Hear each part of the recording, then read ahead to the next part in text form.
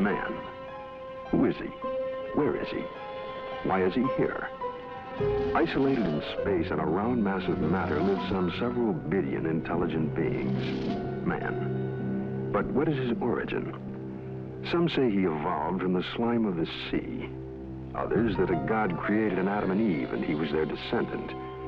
Yet another speculates that he was brought here sometime in the distant past when the Earth was colonized by men from another dying planet.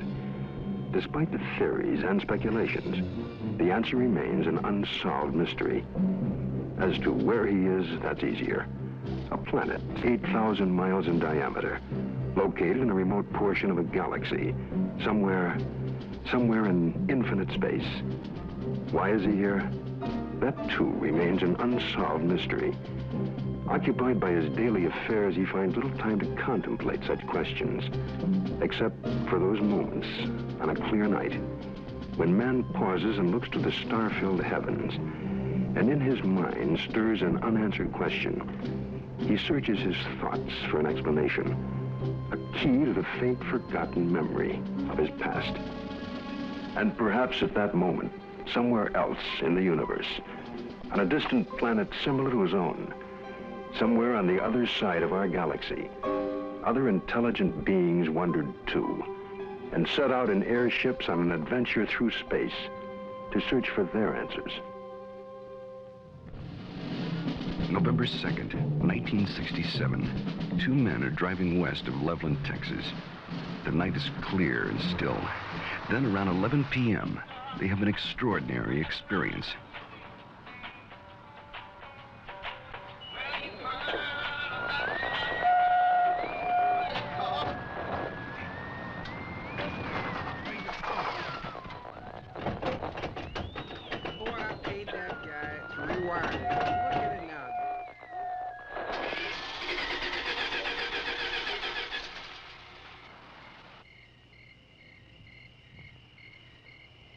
Come on, let's get out and check it.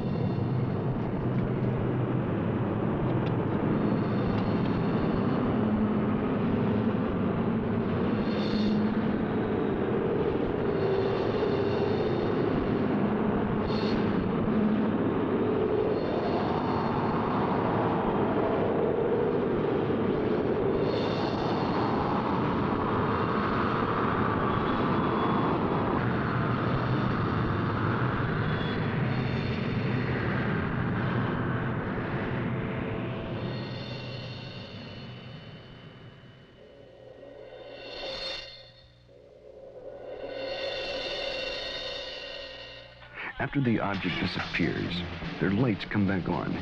The engine restarts, and they hurry to notify the police. Later, the Air Force investigates their story and 15 similar reports before concluding that a form of globular lightning was responsible for the sightings. But there are many other possible explanations. What you're witnessing is based on fact. Some will find it fascinating. Some may find it frightening. But it is all true. With special thanks to NASA and the Department of Defense for their cooperation in our search for UFOs. It has begun.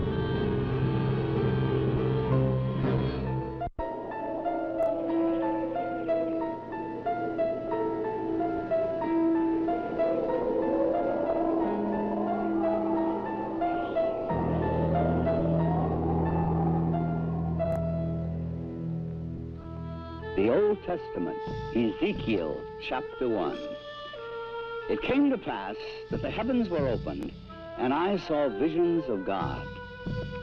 Out of the midst thereof came the likeness of 4 living creatures.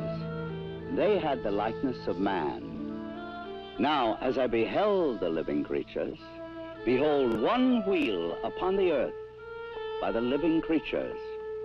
The appearance of the wheels and their work was like unto the color beryl, and their appearance and their work was, as it were, a wheel in the middle of a wheel. And when they went upon their four sides, and they turned not when they went. As for their rings, they were so high, they were dreadful, and their rings were full of eyes, round about them four. And when the living creatures were, the wheels went by them. And when the living creatures were lifted up from the earth, the wheels lifted up. This account took place some 500 years before Christ. Other accounts very similar appear in earlier ancient writings. The Greeks and Romans also are known to have made observations of such things as phantom chariots appearing in the night sky. Records also tell us that during the reign of Charlemagne, there were many accounts of encounters with tyrants of the air and their aerial ships. These accounts so concerned Charlemagne that those reporting such strange phenomena were subject to torture and death. Here is one recorded event given between the 8th and 9th century in France. One day, among other instances, it chanced at Lyon that 3 men and a woman were seen descending from these aerial ships. The entire city gathered about them, saying that they were magicians sent by Charlemagne's enemy to destroy the French harvest. In vain, the 4 innocents sought to vindicate themselves, saying that they were their own country folk and had been carried away a short time since by miraculous men who had shown them unheard of marvels. Luckily, the Bishop of Lyon pronounced the incident as false, saying it was not true these men had fallen from the sky, and what the townfolk said they had seen there was impossible. The people believed what their good bishop said rather than their own eyes, and set at liberty the 4 ambassadors from the ship. The date was November 12th, the year 1887. The time was near midnight aboard the sailing ship Siberian, when it was reported that several people aboard ship witnessed a huge sphere of fire. It was observed arising out of the ocean. It rose to an altitude of 16 meters, then flew against the wind and came close to the ship, then dashed off toward the southeast. This sighting lasted a full 5 minutes. Within the years 1896 and 97, mysterious airships were reported all across the United States. In Oakland, California, a group of streetcar passengers reported a winged cigar that sent out a stream of bright light.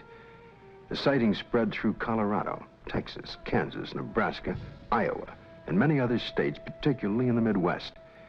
On April 11, 1897, Walter McCann of Rogers Park, a few miles north of Chicago, took a photograph of an airship. The New York Herald, as well as the Chicago Herald Tribune, pronounced the plates as being genuine and not a fake. Dr. Jacques Vallée, international authority on the UFO experience. The first thing I'd like to dispel is a frequent misconception that UFOs are limited to this country. Very often people ask me, how come I never hear about UFOs in other parts of the world? How come we only hear about UFOs in America? Well, UFOs are not an American phenomenon. They are a worldwide phenomenon. That's one of their most dramatic characteristics. The first major wave of sightings, and sightings tend to come in very intense series over a couple of months, over a given region of the world. The first such major wave occurred over Scandinavia in 1946. There was a major wave in this country in 1947, mainly in the western states. And then there have been waves in the US in 1950, 1952, and so on.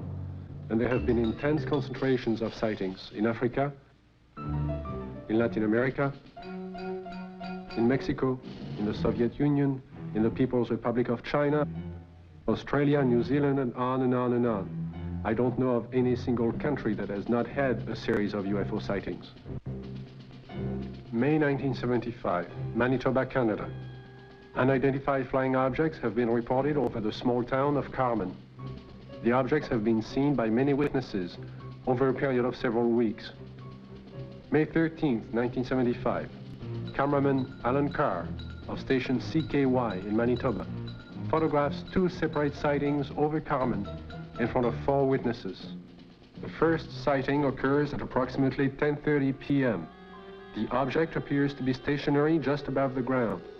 Then, almost simultaneous with a flash which appears in the sky, the object moves north at blinding speed.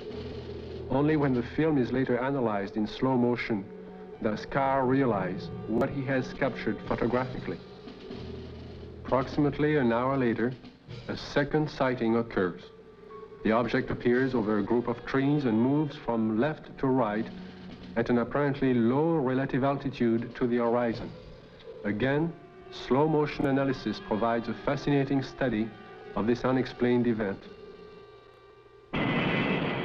On June 30th, 1973, Jean Bigot of the Astrophysical Institute flew over Chad aboard a Concorde, packed full of scientists and scientific apparatus, at 17,000 meters altitude.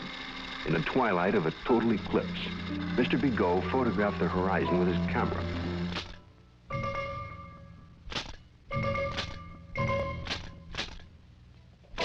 When the photo was enlarged, one of the slides showed what you're now seeing. If you look closely at this photograph, it resembles exactly what has been cited by many Americans during 1973 and 74. Although NASA takes no official position as to the UFO phenomena and their probable explanation, nevertheless, there remains on the record several unexplainable sightings by Gemini, Apollo, and Skylab astronauts. The first sighting occurred during Gemini 4 in June of 1965. Astronaut Jim McDivitt suddenly spotted a cylindrical object with arms and antenna.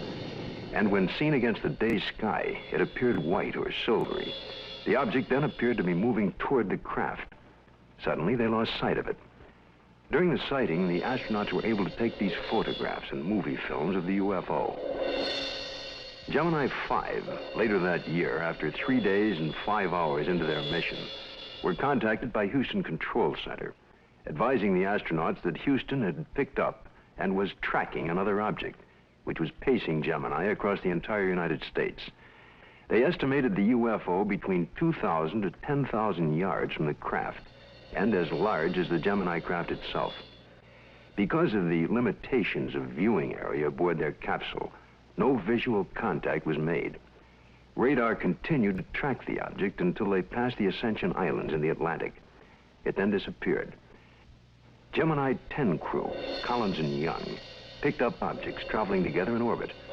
A positive identification has to date not been made. This photo was taken during the Gemini 11 flight on the 18th revolution, 27 hours and 47 minutes after liftoff. September 13th, 1966. This UFO was tracked visually and recorded on film by the crew, and is truly considered unidentified by the photo interpretation experts at NASA. Perhaps the strongest and most spectacular of all the sightings took place aboard Apollo 11 on its way to the moon for the first moon landing. The ship was 1 day out, on July 16, 1969, when they spotted an unusual object. It had a sizable dimension to it. At first, the crew thought it was the Saturn IV booster rocket and called Houston for confirmation. Houston informed them the booster in question was some 6,000 miles away. The object remains unknown. During the Skylab 3 second manned flight, on the 23rd day of 1973, at sunrise, a series of 4 exposures were made by the crew of a visually sighted unidentified flying object, or satellite, as considered by the NASA Photo Interpretation Laboratory. The Skylab crew noticed a large star-shaped object, brighter than a planet or star. They watched it for about 10 minutes. They estimated its distance as from 30 to 50 nautical miles from Skylab. It, too, remains an unknown, despite North American air defense and NASA's attempt to identify it. Among the thousands of military men in recent times who lost their lives while in the service of their country, the circumstances surrounding Captain Mantell's death are indeed extraordinary. This experienced military pilot who'd flown in the invasion in Normandy and numerous missions over the Rhine under heavy attack would take with him to his death perhaps the closest glimpse of what was thought to be a UFO. The date is January the 7th, 1948. The time is 2 o'clock in the afternoon here at the Holloman Air Force Base, just outside of Louisville, Kentucky. A Kentucky state policeman calls in to report what he has sighted. It's an unusual aircraft, circular in appearance, approximately 250 to 300 feet in diameter. I'd say it's moving westwardly at a pretty good clip. Any information? Negative. I will check with our commanding officer. Instructions were given to contact nearby Wright-Patterson Air Base to see if they had any experimental aircraft up in that area. Flight test. We have no experimental aircraft in the area. The reports still continued to come in from adjoining towns. At 1:45 p.m., it happens. It's very white and looks like an umbrella. I don't know what it is.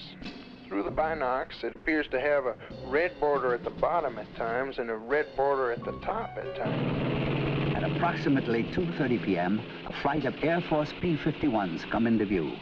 The base commander decides to contact the flight leader, Captain Mantell. This is Godman, base commander. Roger, Godman Tower. This is NG-869, flight leader. Over. NG-869 from Godman Tower. We have an object out south of Godman here that we were unable to identify. We'd like you to take a look for us. Roger, I will take a look for you if you give me the correct reading.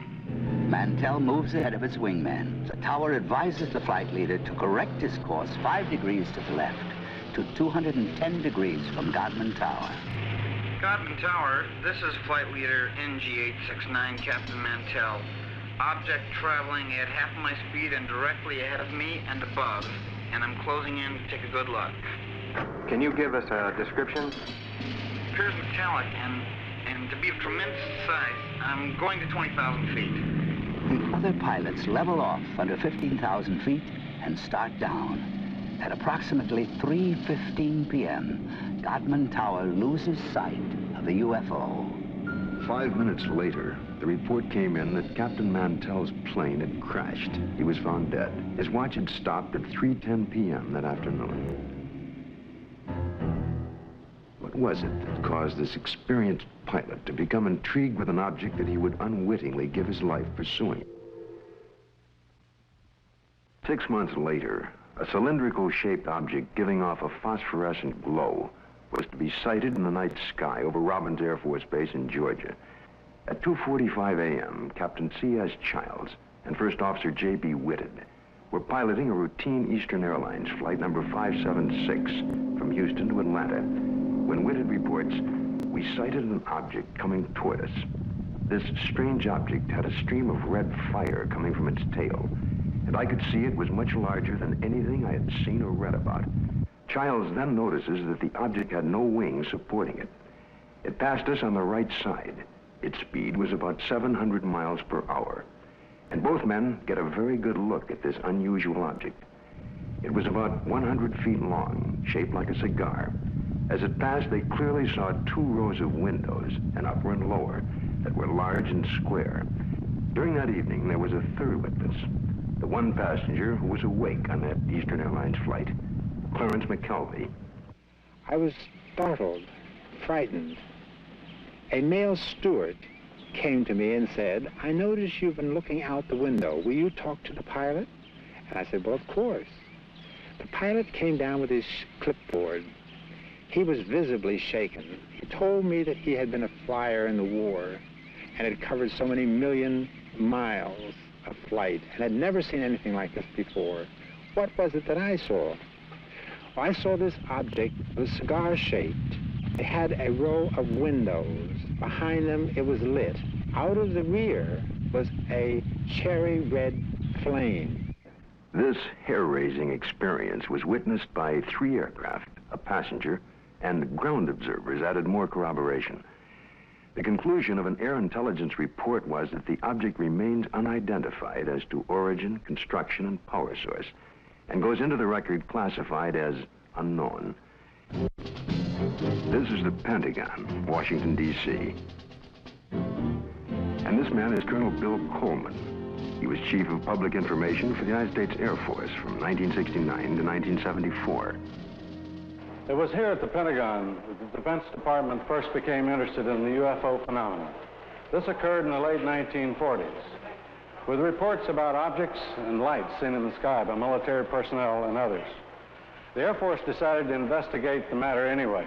There was that one possibility that these flying objects could well be foreign weapons used for test purposes and might affect our national security. The investigative branch was called Project Sign. The project had only been underway for about 2 weeks when the Mantell crash had made headlines across the nation. The staff's investigation was far from complete, but public pressure was enormous, and they were forced to come up with an answer to really quiet growing speculation that Mantell had been killed by hostile aliens and some flying saucer. That's when we decided that Mantell had chased the planet Venus. However, this was an initial finding. The Chills and Whitted case had an impact on the Air Force project. It presented the first close-up account by highly reliable witnesses. The object described led some of the staff to postulate an extraterrestrial theory, and they wrote up an estimate of the situation, which at the time was classified top secret, suggesting that the saucers were from outer space.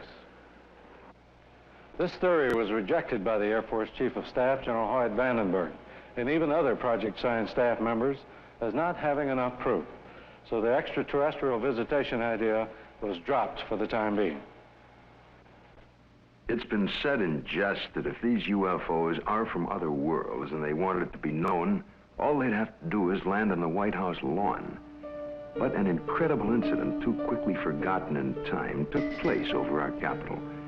In 1952, Air Force spokesman for the Pentagon and UFOs at that time, Mr. Al Chop, relates the famous incident that stirred the Capitol, causing a request from even President Truman to be kept up to date on all the details. There were radar reports of unidentified flying objects over the nation's capital. We had 3 reports. One came from Andrews Air Force Base radar control room, and 2 from the radar controls at Washington National Airport. The first sightings consisted of a number of unidentified targets picked up on radar. Then a call was placed from National to the Andrews Air Force Base flight controllers. They were apparently tracking the same targets. Then Andrews reported a visual observation of 3 objects that were apparently in the same position as those indicated by our radar sets. The target stayed on radar until about 12:30 a.m. They moved slowly at first, about 100 to 200 miles per hour. Then one of the targets sped away at a fantastic rate of speed.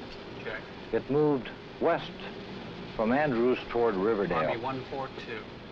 The estimated speed was 7,300 miles per hour. At this time, in the tower, we had about 7 targets on the radar scope. These unidentified objects were flying all over the city. They even violated the restricted air corridors here over the White House and over the Capitol building. The phenomena wasn't to subside. The following Saturday night, July 26th, a repeat performance unsettles the Capitol again.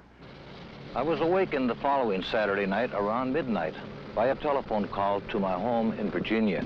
It was the public information officer for the Federal Aviation Authority. He told me the air traffic control radars were again picking up a large number of UFOs over the Capitol area. First, they would follow a definite flight path, and then they would suddenly disappear. Others would come into view just as suddenly. I placed a phone call to the command post in the Pentagon, and I asked for an intercept.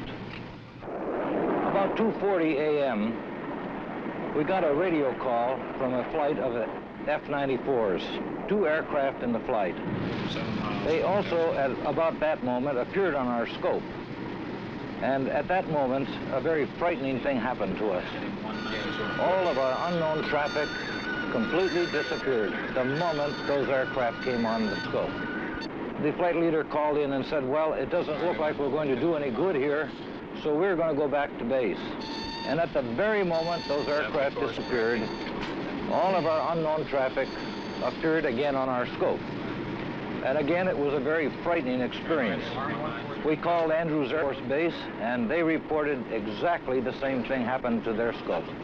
10 a.m. on the morning after the sighting, General Landry, at the request of President Truman, called intelligence to find out what was happening over Washington. It was the largest and longest press conference held in the Pentagon since World War II. General Samford headed the conference and said that he was personally satisfied that the radar scope sightings were the result of temperature inversions, which are known and account for certain blips on radar. Although this was the conclusion of the Air Force investigations, interestingly enough, the actual report begins with this opening comment: a study of the various reports regarding the subject. Radar sightings do not allow a positive and final explanation to be made. The CIA now would enter the picture by convening a panel of top scientists to examine the UFO phenomena.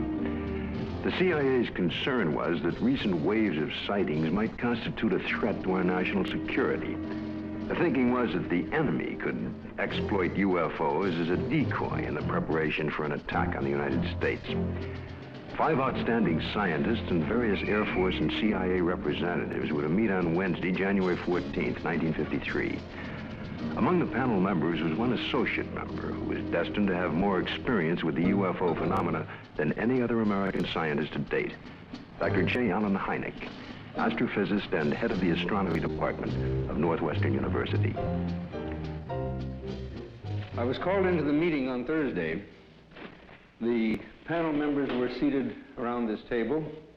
It was a rather somber and impressive occasion, actually. I was a junior member, and I remember feeling considerably nervous and apprehensive about being in front of this powerhouse of scientists. But then for the past 4 years, I had been scientific advisor to the U.S. Air Force on this very problem. There were 2 films that were of particular interest to the panel at that time. One was a film taken by a Navy officer while on vacation in Utah, near Tremonton, Utah, and the other was a film taken in Great Falls, Montana, by the owner of the local baseball team.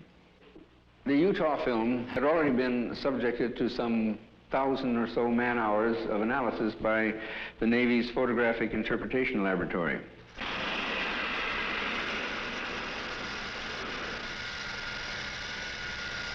So the panel got up from their chairs and crouched around the wall to examine the films, and they asked to have the films run several times, as a matter of fact. Now, the Navy had, on the basis of their detailed analysis of the Utah films, they had concluded that the objects shown on the films could not be birds, balloons, aircraft, and so forth, but indeed that they were self-luminous, unidentified objects. Despite this conclusion, the panel rejected it and concluded that the objects were birds. They couldn't be unidentified, therefore they had to be birds. I came away from the meeting and from the room with the distinct feeling, however, that the panel had deliberately moved to debunk the whole subject and not to give it the serious scientific attention which it deserved. How many times have you noticed something in the sky, something out of the ordinary, a movement or shape that suddenly catches your attention? You look more closely, and usually the thing becomes immediately recognizable. It's the moon, or a flock of birds, or a plane, usually. But just for a moment, suppose the thing you glimpsed remains unrecognizable, unidentified, without witness or proof. All you have left is a nagging sense of mystery, of uncertainty.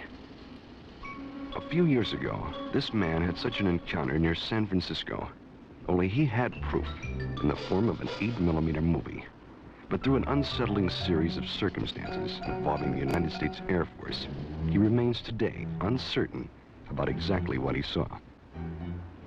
It was in August 1965. My family and I were invited to some friend's house near San Francisco. I remember it was a beautiful, clear day. We were driving for a while, and as a matter of fact, I recall looking at my watch, and it was around noontime. We continued driving, and I noticed at the distance something very bright.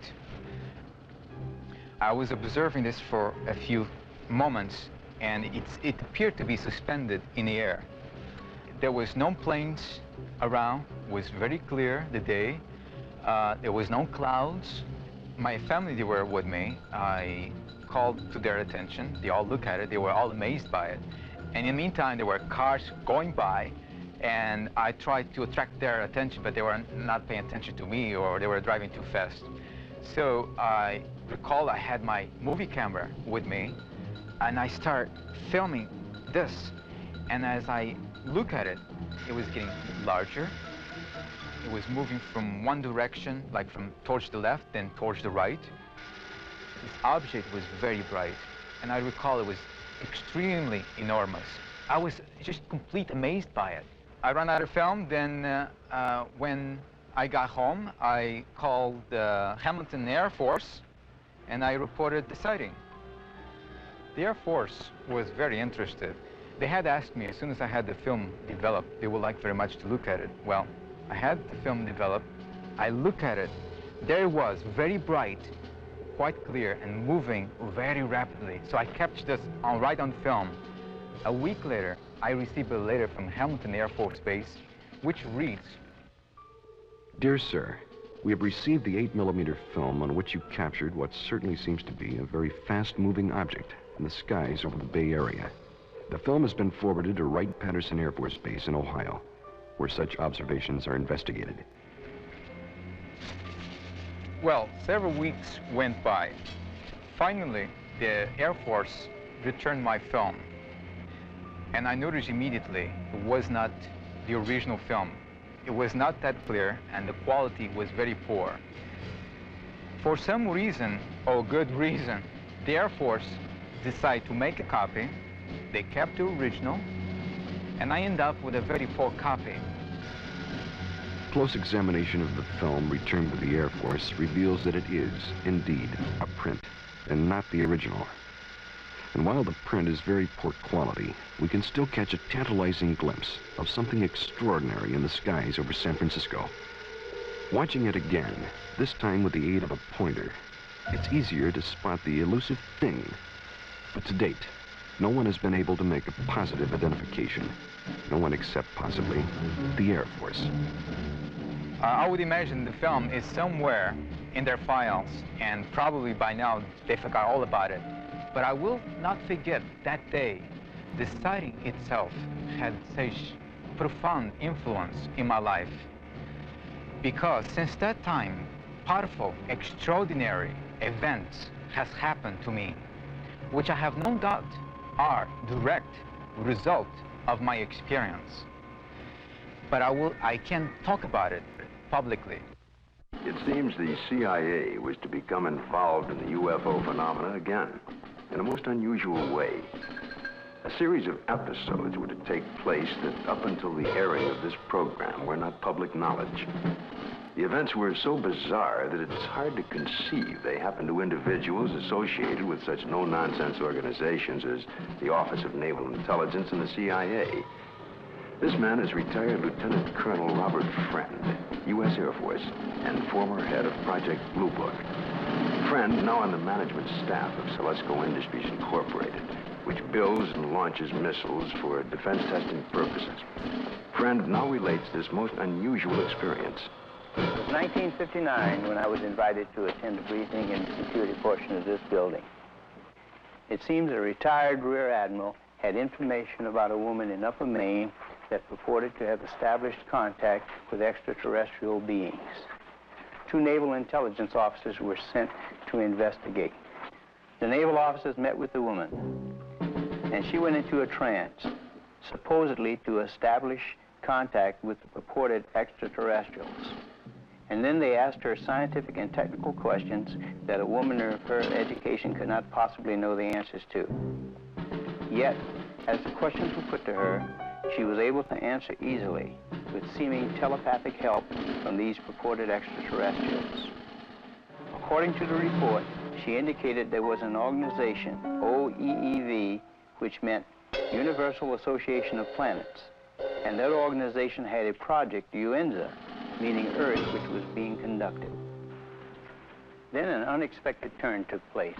One of the naval officers was informed by the woman that they, the extraterrestrials, were willing to answer questions directly through him, a naval commander and intelligence officer with no prior experience in telepathic communication. He took over and attempted to write down the answers to questions put to him by his fellow naval officer. The word traveled back quickly to Washington officials and the very skeptical CIA. Nevertheless, there was no reason to totally disbelieve the report of this highly respected Navy commander. Questions were put to him, such as, do you favor the government, religious group, or race? And would there be a third world war? The answer to both was no. The group then asked if they could see a spaceship, and the commander, still in a trance, told them to go to the window and they would have proof. The group moved to the window where they supposedly observed a UFO. I was told that a call was made for radar confirmation. The reply came back that that particular quadrant of the area was blanked out on radar at the time. After being briefed on all of the details, I asked the commander if he would attempt to contact me. He sat for several minutes and then appeared in a deep trance with his Adam's apple moving up and down rapidly. Questions were put to him, and he answered them by printing in rather large letters using rapid but jerky motions. It wasn't at all like his natural hand. During the course of the questioning, we learned the names of some of the so-called extraterrestrials. One was Krill, C-R-L-L-L. Another, Alomar, A-L-O-M-A-R. And another, Alpha, A-F-F-A, purportedly from the planet Uranus. A case that just as well could have been written by a very imaginative science fiction writer. But here in my hand is the actual account of the incident by one of the agents present at that time. The names of 7 men present are listed here. Because of the unusual nature of the incident and at their request, their names will remain confidential. Another reason for control of the Blue Book files was to protect the names of witnesses. To help satisfy public demand, periodic summary releases were made. We had no proof that we were indeed being visited by extraterrestrial vehicles under intelligent control. However, we couldn't prove that there weren't spaceships either. It created a dilemma for the Air Force. In 1966, an important incident takes place in Michigan. It creates enough of an uproar that President Gerald Ford would at that time call for a congressional hearing on UFOs. Here are excerpts from Ford's actual letter to the House Armed Services Committee. The Air Force sent a consultant, Dr. J. Allen Hynek, to investigate various reports, and he dismissed all of them as products of college student pranks, or swamp gas, or an impression created by the rising crescent moon and the planet Venus. I do not agree that all of these reports can be or should be so easily explained away. I am proposing that the Science and Astronautics Committee, or the Armed Services Committee of the House, schedule hearings on the subject of UFOs and invite testimony from both the executive branch of government and some persons who claim to have seen UFOs. I think we owe it to the people to establish credibility regarding UFOs. Sincerely, Gerald R. Ford, Member of Congress. Congress acts on Ford's letter and holds an open hearing under the chairmanship of L. Mendel Rivers of the House Armed Services Committee. Only 3 persons are invited to testify. The Secretary of the Air Force, Dr. J. Allen Hynek, and Project Blue Book head at the time, Colonel Hector Quintanilla. Hector Quintanilla relates the events and reports of the unusual sighting that led up to the congressional hearing. And the other one here at Dexter. Based upon the original reports from the Sheriff's Department, it all began at 8:35 p.m. on March 20th, when Frank Manor, who used to live over there, reported to the Sheriff's office that he had seen a strange object in the swamp over there. According to the police report, the police officer, in company with the complainant, proceeded along Territorial Road until they reached Brant Road, at which time they turned left, proceeded to the end of the road, secured their vehicle, got out of the automobile, proceeded along the cornfield, keeping the trees lined to their left. Then they crossed an open field to the creek. They crossed the creek and reached this point, which was their vantage point, and observed the object. Frank Manor described the object as brown in color, quilted, with a porthole in the center, sort of flat on the bottom, cone-shaped towards the top. Two small lights, one at each end, one glowing bluish green, the other one a brilliant red, with a glow at the bottom. Well, of course, by the time I arrived, the situation was so charged with emotion that it was impossible for me to do any really serious investigating. I had to fight my way through reporters to interview the witnesses.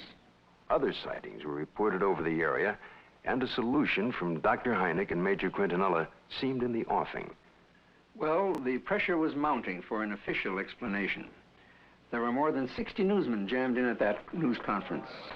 I gave what I thought to be at that time the only scientific explanation possible for the faint lights in the swampy area. I made the statement that it could be swamp gas, and even though I went on to emphasize that I couldn't prove it in a court of law, that was the full explanation for these sightings. Well, the press picked up the phrase, swamp gas, and rushed off to the telephones, and I was to come into a great deal of criticism over it. What was the outcome of that congressional hearing? I believe the Air Force presented its side quite openly and completely. It seemed to satisfy the members of the committee. Now a remarkable observation is to be recorded. If the facts are correct, the Air Force must now consider the possibility of beings related to UFOs. It happened in Socorro, New Mexico, here just outside of this quiet desert town. A state highway patrol officer, Lonnie Zamora, was on duty, as he had been for the past several years. A black Chevrolet was observed, speeding by the courthouse. Zamora put his highway patrol car into pursuit. Lonnie chased the car north on US 85. As he passed this hilly area, Zamora heard a roar and something caught his attention. 10 or 15 seconds pass. Lonnie then calls in to the sheriff's office. The time was about 5:45, I recall, and he said, Socorro 2-1044, an accident. And then he said, I'll be 10-6 out of the car, which meant that I was going to be investigating a possible accident. And I went up this road about a half a mile, and then I stopped my car and got out and looked out, and I could see a white looking object in the distance. I thought it was an overturned car at first, but I got into my patrol car and went up closer to it. And when I started to get out of the car, I heard a big roar. As I got to it, I could see a couple of, looked like a couple of coveralls hanging from a clothesline. I couldn't see what it was, but it looked like a couple of coveralls. Zamora called in. He sounded very excited. He said he watched an object lift up slowly and disappeared into the sky very fast. I went down to where the object had been, and I noticed the brush was burning in several places. The object had left 4 perpendicular impressions on the ground. I noticed several bushes were smoldering, but they felt cold to the touch. I noticed what appeared to be a couple of oval footprints on the ground. I knew Lonnie had seen something. The proof was right there.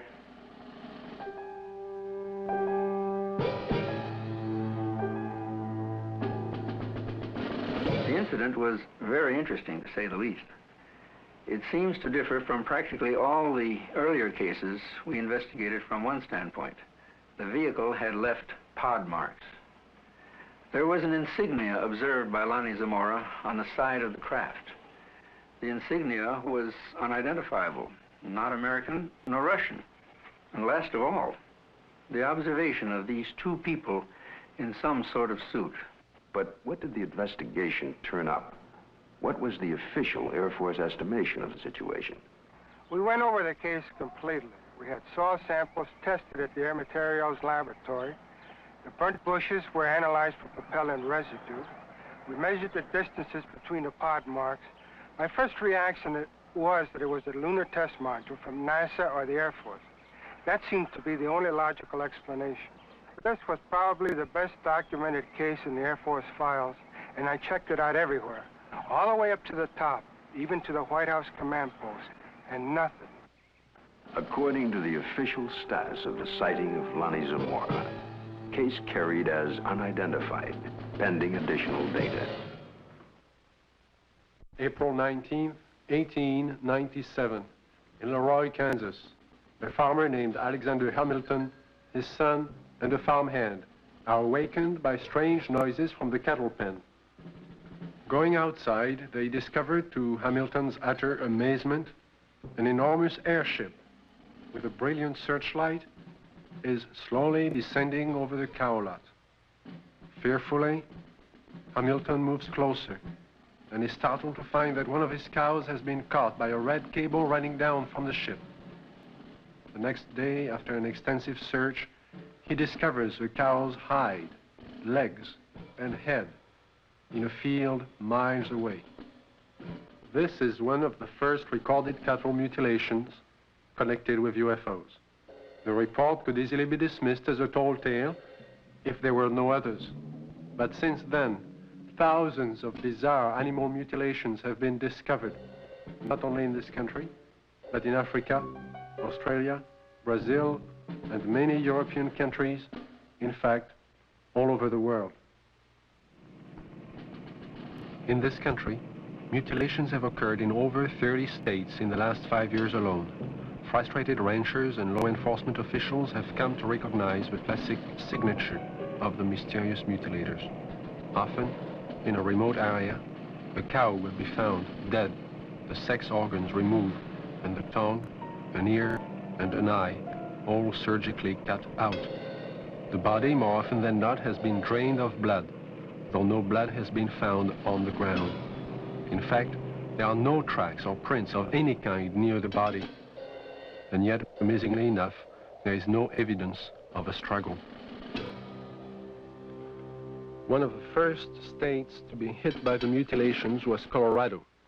Reporter Bill Jackson of the Sterling Advocate covered the story from the very beginning. A classic mutilation, or say 90 to 95% of the mutilations will be almost identical. Some part of the face will be gone, exposing nothing but, you know, the jawbone. An eye will be taken, a tongue will be cut out, and an ear will be taken. The rectal area of the animal will be what appears to be bored out. The reproductive organs will be removed. In the case of a cow, the udder will either be entirely removed or parts of it will be removed.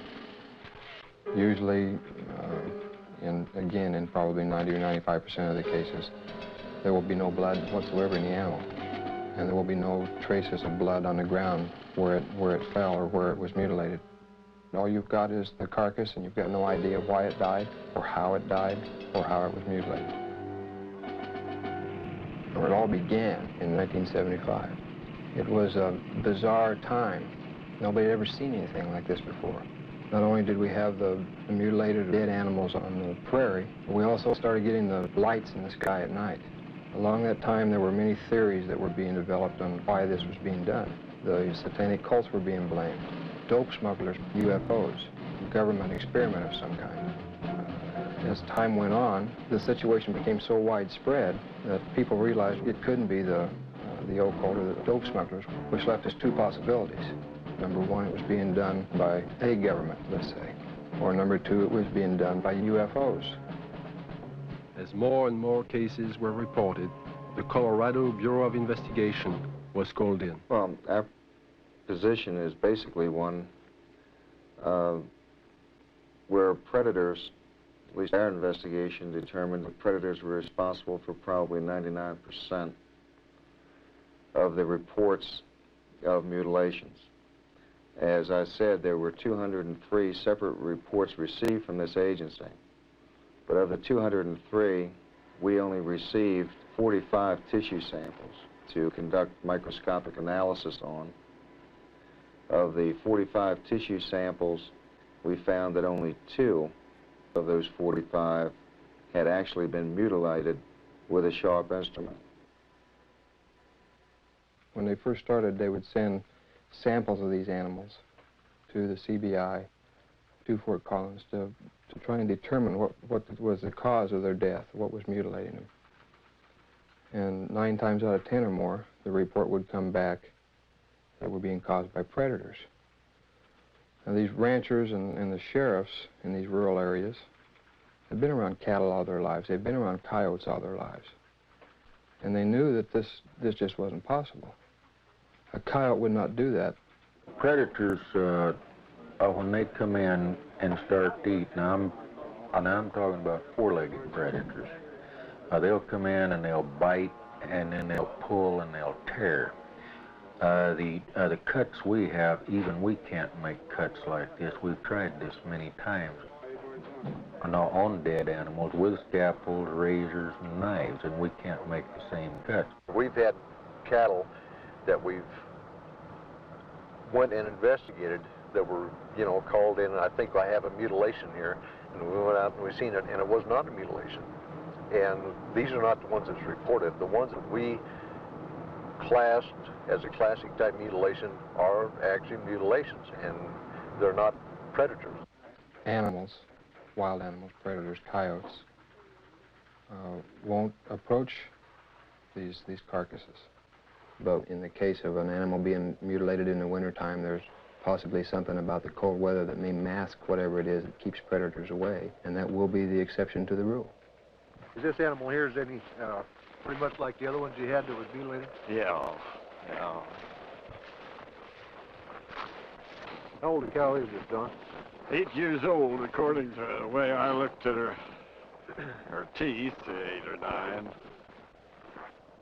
I know definitely it wasn't animals. We took out the whole works there.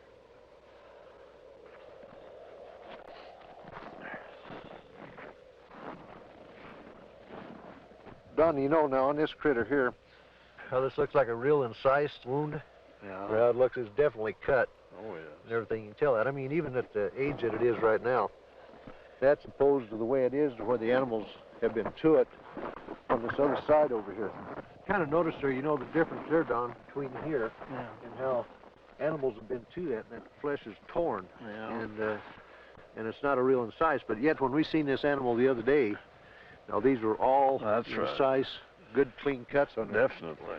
So that's a good example of what we was trying to say about the lab up there. They said that it was predators doing it, but that definitely wasn't a predator wound there. No, I wouldn't say. Well, it looks like they went clear from the navel here, turned back in underneath here and took the whole bag and out of the whole works out, and they cored down into the rectum, the whole rectal area, and looks like it got back into some of the reproductive organs back in there. The mutilation and the sightings of the lights in the sky continued. It got to a point to where ranchers in the northeastern part of the state began arming themselves. They weren't getting the results they wanted from state authorities. They were concerned for their families, and they never knew when they might be next. They began patrolling their pasture land, watching over their herds at night. Lights from the sky, when they got too close to a herd of cattle, the ranchers shot. Well, I think everybody was a little edgy. Right. Everybody started carrying high-powered rifles. I don't know what good it would have done, but everybody was awfully nervous. I'm completely convinced that there's something there that's not normal. There's a lot of questions that are unanswered, I'm sure, and hopefully someday maybe somebody will figure it out. Unidentifiable lights in the sky have appeared in virtually every area of this country which has been plagued by cattle mutilations. But no explanation has been found for these strange sightings. There are some who believe that these objects in the sky are responsible for thousands of mysterious cattle deaths which continue to this day. Though state and local officials have stated their views about the mutilation mystery, surprisingly few veterinarians will speak publicly about the situation. This man is an exception. Dr. William Fitzgerald runs an animal clinic in Durango, Colorado. Because of his expertise in the field of veterinary medicine, he was asked by the sheriff's office to perform an autopsy on a mutilated cow found in a remote area of state-owned forest. This particular animal had been largely exsanguinated. The anus and about the first 4 inches of the rectum had been removed. The preputial skin and the last 2 or 3 inches of the penis had been severed flush with the body wall. The left eye had been removed, and the last 1/3 of the tongue had been cut. A portion of the lips on the left side of the animal were also sawed off, presumably to gain access to the tongue, but this makes no sense because that portion of the tongue could have been easily pulled out and cut off without that, so I don't understand that point. Reports I have heard, some that I have read subsequent to this time, indicate that people have seen mutilations that they attributed to predators. And if this was a predator, he had 2 feet and a 6-inch knife, because it was a very sharp single cut in most instances. And although not the world's leading expert, I work with knives frequently. I know what they do. I know the marks they leave. Exsanguination, the removal of blood from an animal, has been a predominant trademark of the mutilators. Few officials have found an answer to the technique used in this procedure. Dr. Fitzgerald describes what he thinks is the method. If a large bore needle is placed in the animal's jugular vein while the animal is sedated, under anesthesia, or awake if you like, somehow restrained, however, the animal's heart will function as a pump and will pump out very nearly all of its blood through that needle. As the animal's blood supply begins to diminish, a natural physiological mechanism takes over and sequesters or draws what remaining blood is left into the internal organs in the center to supply the vital organs, the liver, the heart, the brain. And it will leave the peripheral area, the skin, all of the non-vital centers, largely bloodless. So if you can successfully withdraw the major portion of an animal's blood, you can cut on that animal and there will be virtually no bleeding at all from the surface. I know that I keep coming back to this point, but the animal was apparently restrained with something other than ropes. Why, I don't know.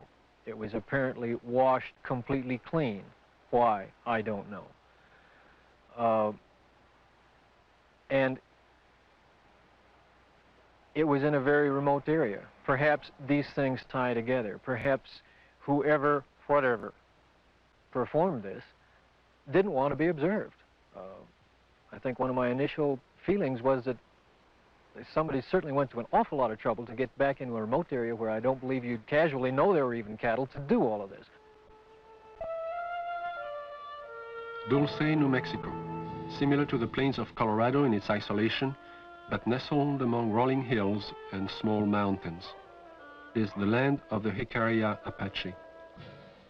Tradition is strong here. Indian women weave intricate baskets and create delicate beadwork.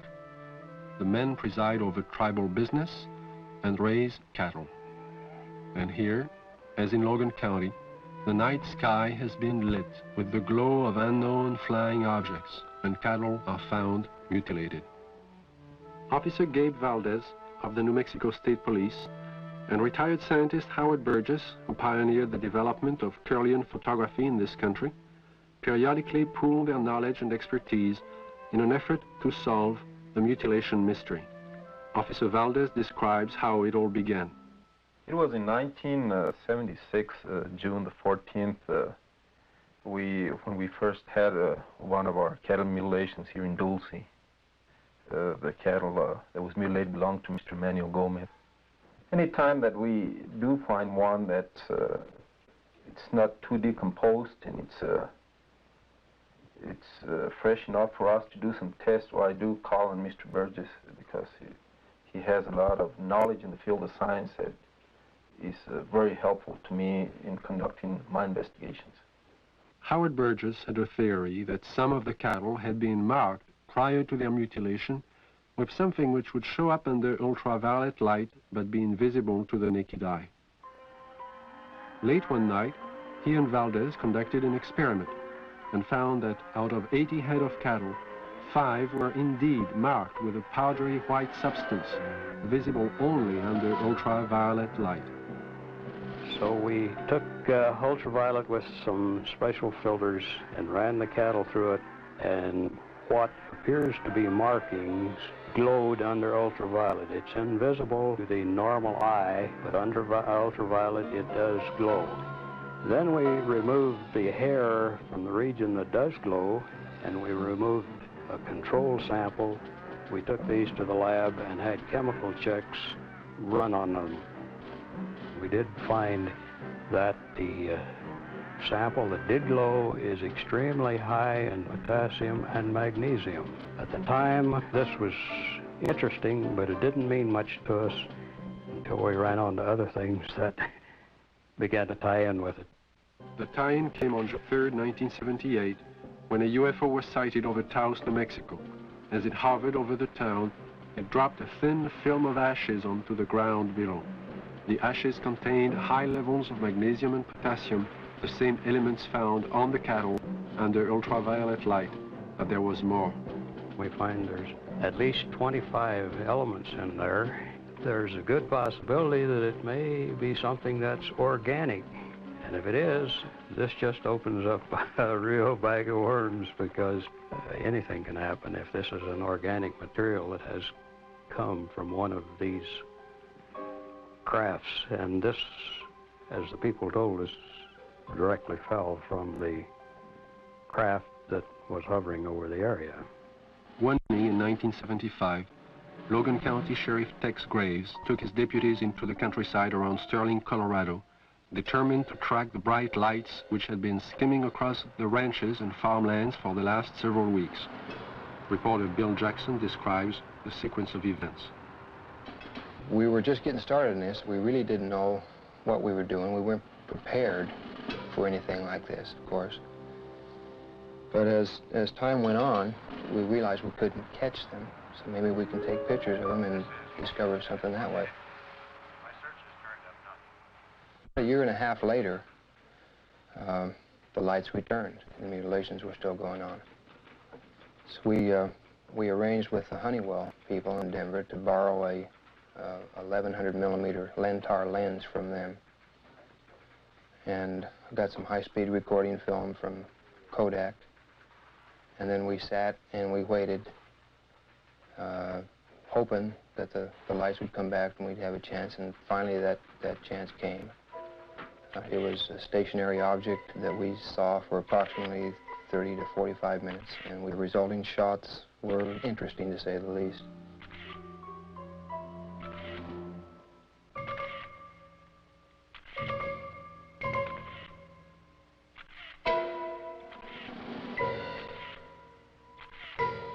Shortly after these final exposures, the object just disappeared. It was almost like somebody hit a light switch and it was there no longer. What are these unidentifiable lights? What is their nature and their purpose? Why have they appeared in the night skies immediately prior to the discovery of mutilated cattle? And how many more animals will die before the mystery is solved?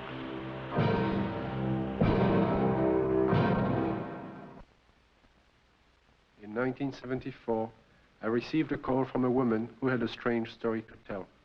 One night, as she and 3 friends were returning to Los Angeles from Lompoc, California, they encountered an unidentified light in the sky.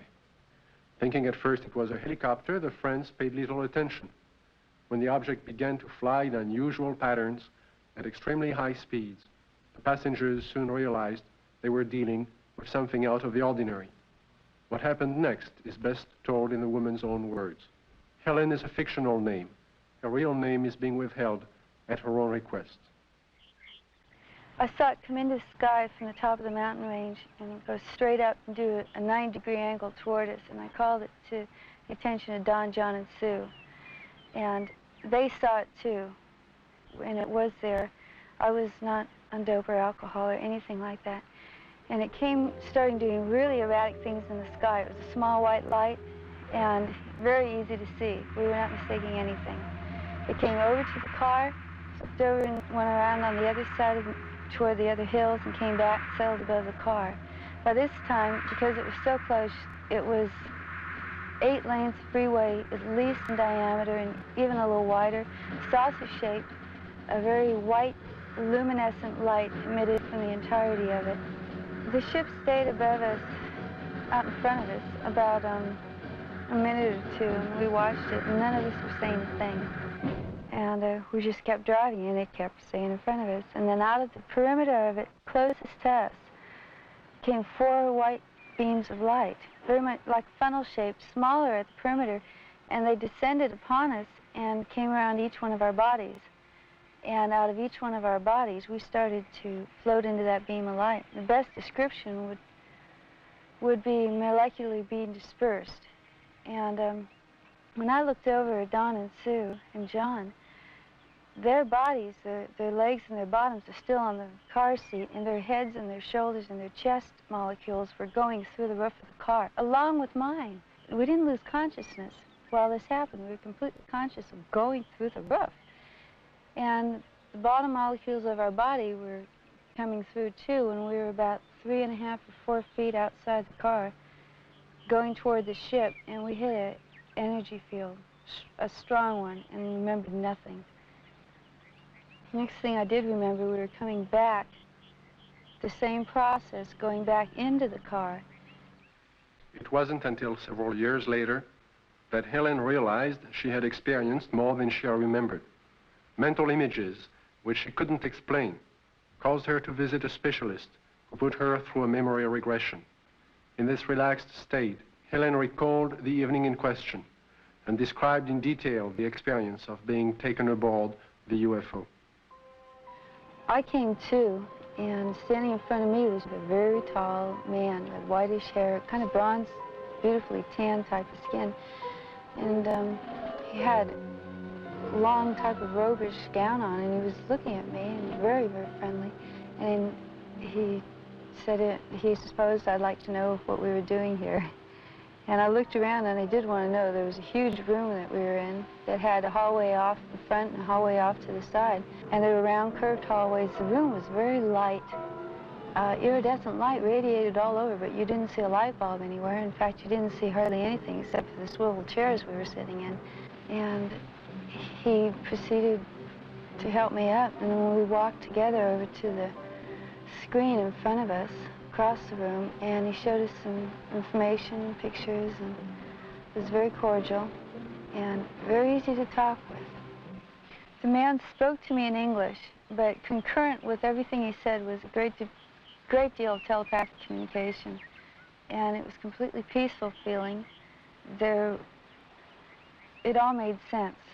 He showed us a screen with many images on it that clarified some of the things he was saying. He also said that he'd been around with the other people there for thousands of years, and that they had been picking up people and giving information to people for the use of putting it into this world, into this society, to bring about a lot of better changes.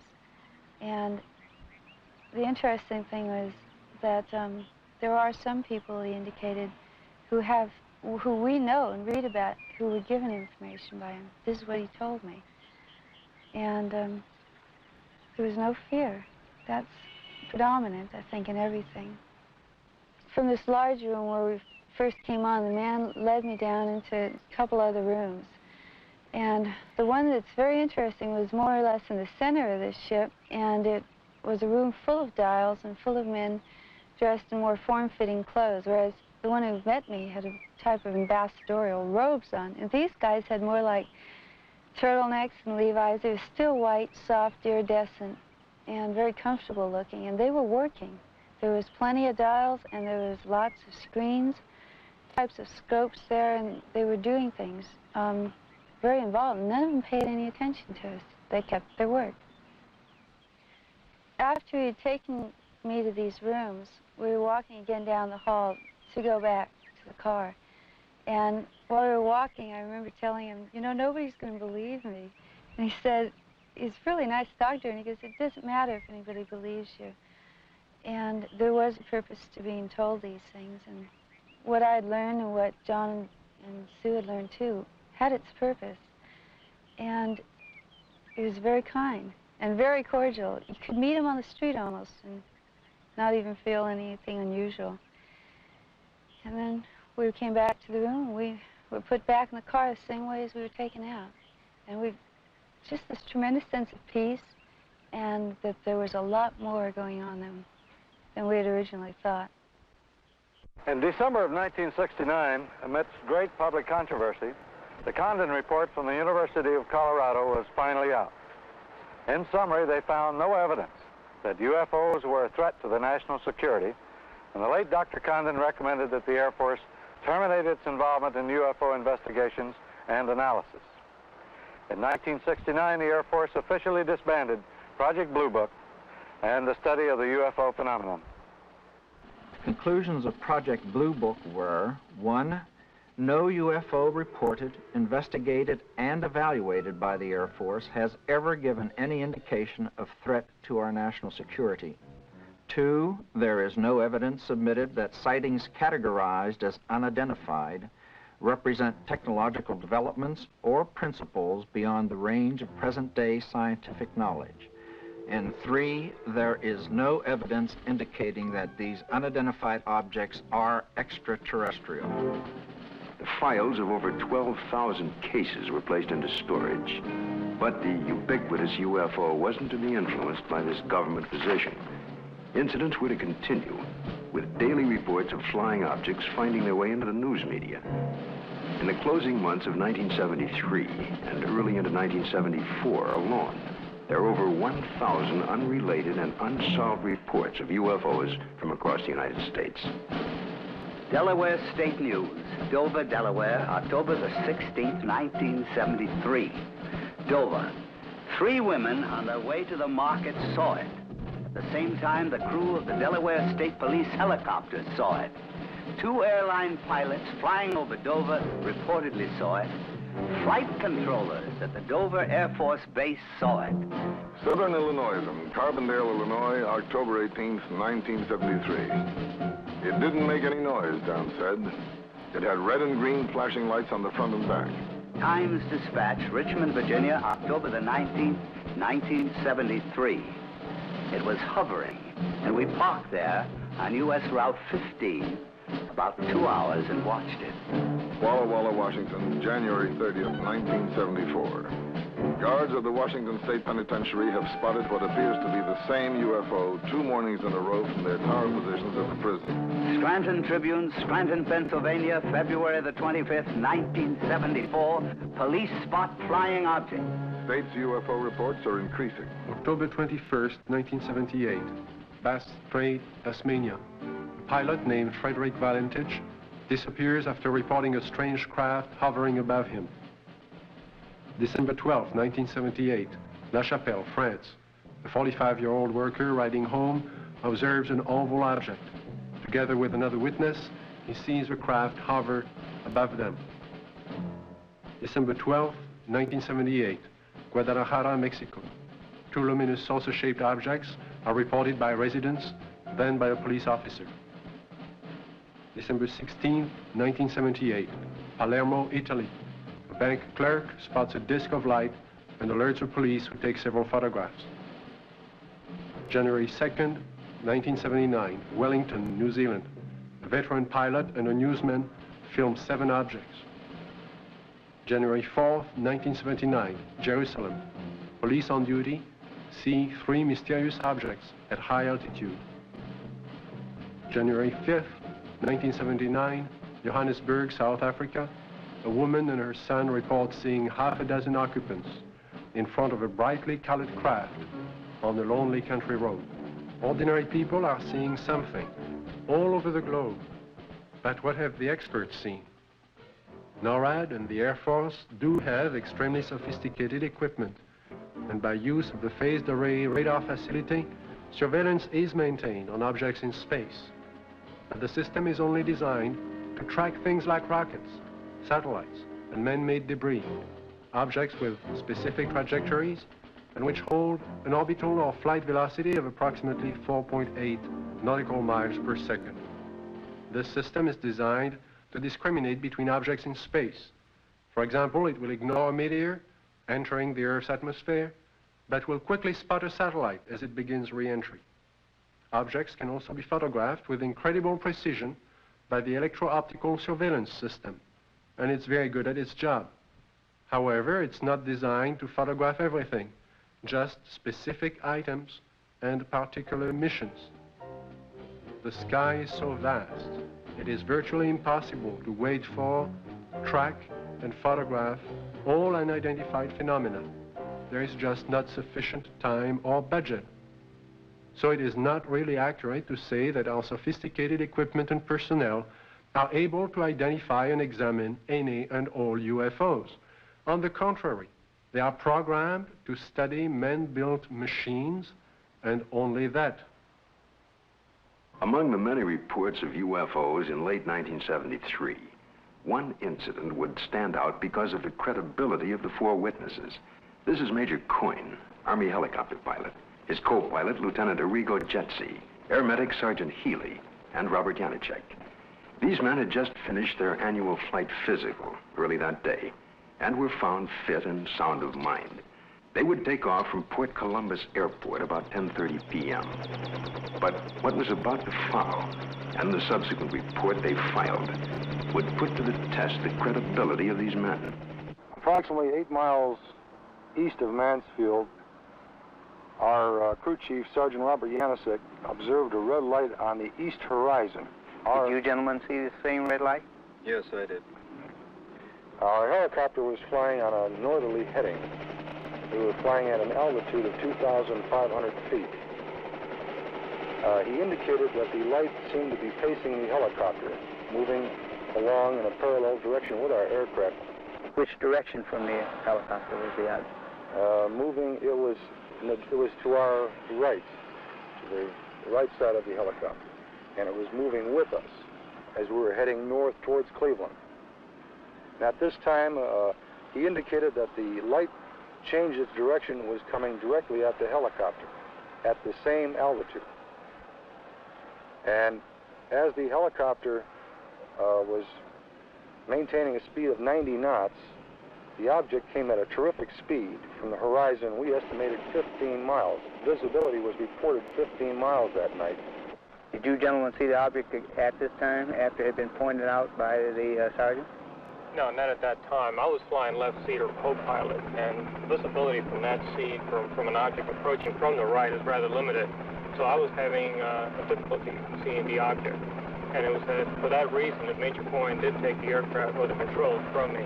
I grabbed the controls from Lieutenant Jetsi because I thought it was going to hit us. I braced for impact. With that, I pushed the collective down to get the helicopter to start to descend. I then looked at the altimeter. It was showing 1,700 feet. We were descending 1,000 feet a minute. The helicopter began to descend, and as this object came at the helicopter, it seemed to descend with the helicopter. When the helicopter went down, the object came down, but it still came directly at our broadside, as if to hit the helicopter from the right side. Did anyone else see the object at this time? Yes, I was watching it come on out of the east horizon. And the only thing I felt was when the skipper took over the controls and we started to auto-rotate down, and I'd never been involved in a mid-air collision, so I was just watching this thing come at us. It was at this time a light came, swung 90 degrees from the UFO towards the helicopter, and it came in through the front of the plexiglass, and the entire cabin inside turned green from the light. It was a pyramid-shaped type of light that beamed down and came through the front of the helicopter. How long was your aircraft bathed in this beam? The light that came into the cockpit apparently lasted only for a few seconds, but it was enough time that I observed the red instrument panel lights utilized for night flying to be absorbed by the green light. Was it possible for you to determine the outline of this object against the star background? Yes, sir. It was a cigar-shaped object, like a symmetrical airfoil with the dome on it. It was a solid object. It was a metallic structure to it. and you could see lights reflecting off the structure, and you could not see any of the stars or behind the object itself.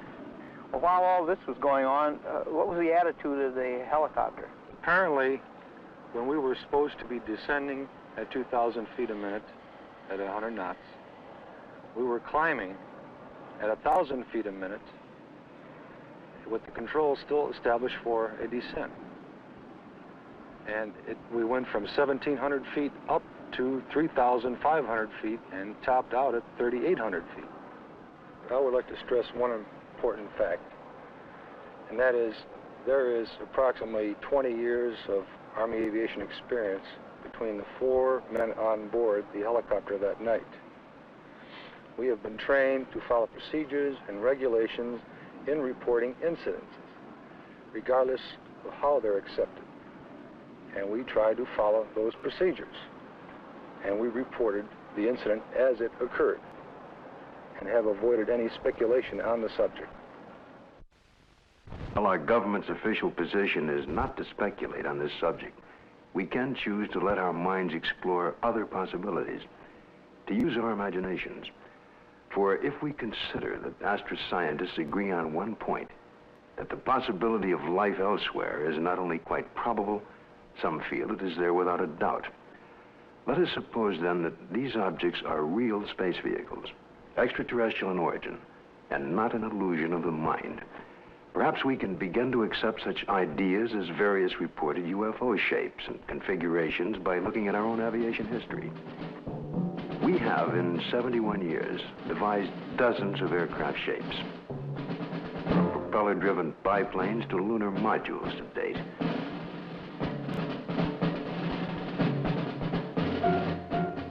And by projecting into the future, it's conceivable that our technology may lead us to similar developments. As to the UFO's behavior, if they are space vehicles, they appear to have movement in advance of our understanding of what is possible in the 20th century. But we must realize, however, it stretches our imagination. There will be a 21st and 22nd and 23rd century, where the impossibilities of today may be tomorrow's commonplace. If these vehicles are of origins outside our Earth, then we must assume they are managed, controlled, and operated by some sort of beings, perhaps similar to us. From sketchy reports around the world, we can begin to construct a hazy portrait of these aliens. Reports indicate ashen, pale, white skin, perhaps with a thin protective membrane over them. Eyes large, far apart, with a wraparound appearance. Nose indefinite, 2 small breathing holes. A slit mouth, or small or no opening at all. Behavior, cautious, curious, firm. Ability to paralyze on touch. Sounds emitted. Humming. Oohs in a foreign language or some accent. Buzzing as if electronic from their head and chest. Wearing head protection or overall body protection. We just might not be scientific and technically sophisticated to the extent that's necessary in order to recognize what is the real evidence in what we have collected. I think we should also think of other possible hypotheses. Suppose there are such things as interlocking universes, where forms of matter which don't mesh with ours except under strange conditions. To assume that we're on the level of intelligence that would of necessity be visiting us, if they have the ability to come here, there may be no common bridge of understanding.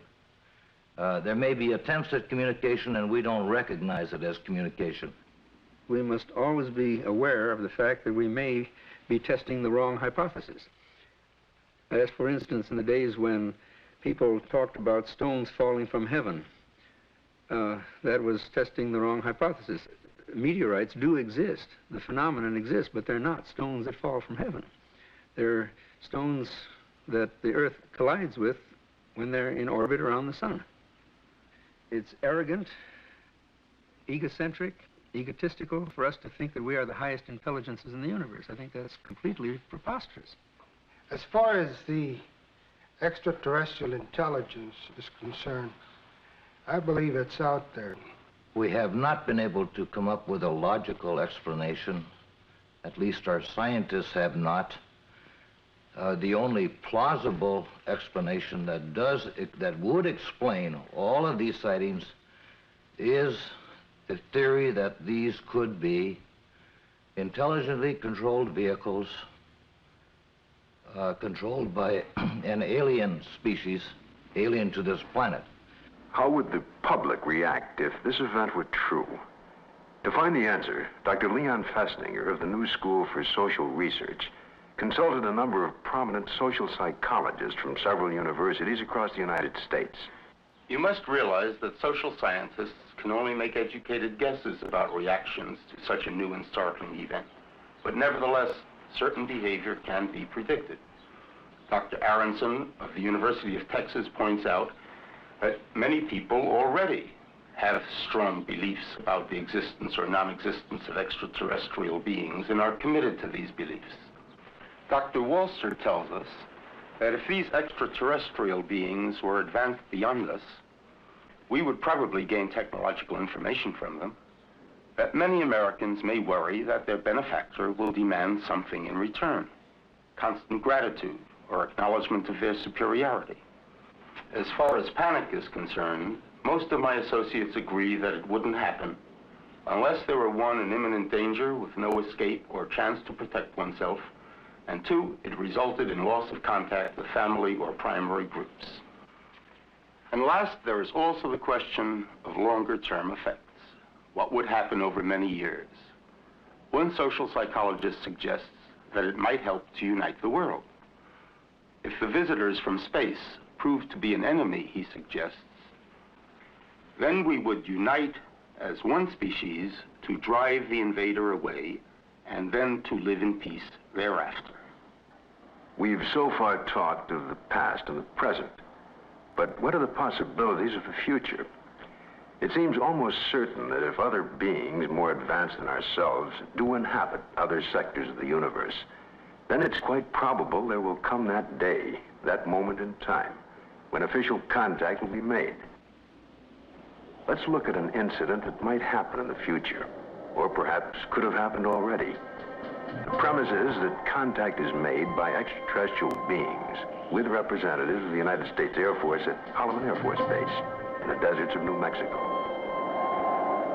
The day is clear. It's about 5:32 a.m. at Holloman Air Force Base. Traffic light. One recon plane is on the field ready for takeoff when Sergeant Mann is given a report of an approaching unidentified craft. Yeah, Bill, no, nothing on the wall. I'll repeat it again. Unidentified approaching objects on coordinate 49er, 34 degrees southwest, following Lincoln Array. Can I go northeast down with the Army helicopter? Probably a stray civilian, maybe. Keep me informed. I see him over there. Check with Edwards. Make contact with him, Bill. This is Holloman Air Force Base, Control Tower. Identify yourself. What's your tail number? You are encroaching on military airspace. Warning, identify yourself. You're in a restricted military air corridor. Call the base commander. Base commander's office, Sergeant Whitmore speaking. Yes? Yes, hold on. Colonel, for you. This is Colonel Horner, yes? Yes, an unidentified vehicle. You warned the aircraft again? 142, turn left. What's its shape? Check Edwards. Civilian patrol? Okay, all right. It's down to red alert. Unidentified aircraft approaching.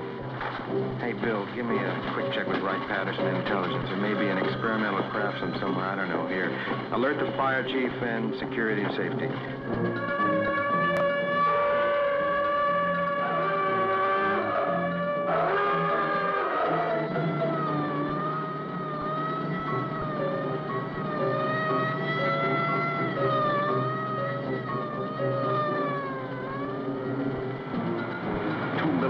Interceptors are dispatched to escort the unidentified crafts out of the area.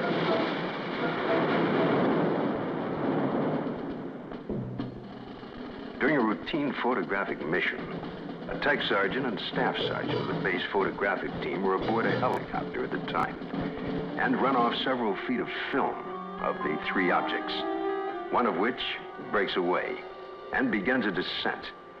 A second high-speed camera crew on the ground runs off approximately 600 feet. The cameras continue to roll as the extraordinary vehicle comes into view. It hovers, almost silently, about 10 feet off the ground for nearly a minute and yaws like a ship at anchor, then sets down on 3 extension pads. The commander and 2 officers, along with 2 base Air Force scientists, arrive and wait apprehensively. A panel slides open on the side of the craft. Stepping forward, 1, then 2, and a third, what appear to be men dressed in tight-fitting jumpsuits, perhaps short by our standards, with an odd blue-gray complexion, eyes set far apart, a large pronounced nose. They wear a headpiece that resembles a rope-like design. The commander and the 2 scientists step forward to greet the visitors. Arrangements are made by some sort of communication, and the group quickly retires to an inner office in the King 1 area. Left behind stand a stunned group of military personnel. Who the visitors are, where they're from, and what they want is unknown.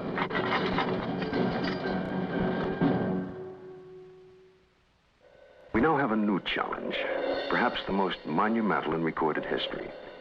The opportunity to investigate a phenomenon that could change our destiny. Through the study and understanding of the UFO phenomena, we may discover a new energy force, or how to use it, or it could lead to an understanding of our relationship to life throughout the universe. And if there are beings from distant advanced societies, we may be privileged to see a revelation, a look at ourselves 1,000 years in the future. And perhaps at this very moment, located in another galaxy, somewhere in infinite space, other beings raise similar questions and discuss the possibilities of life outside their planet and talk about Earth as part of their plans for the near future.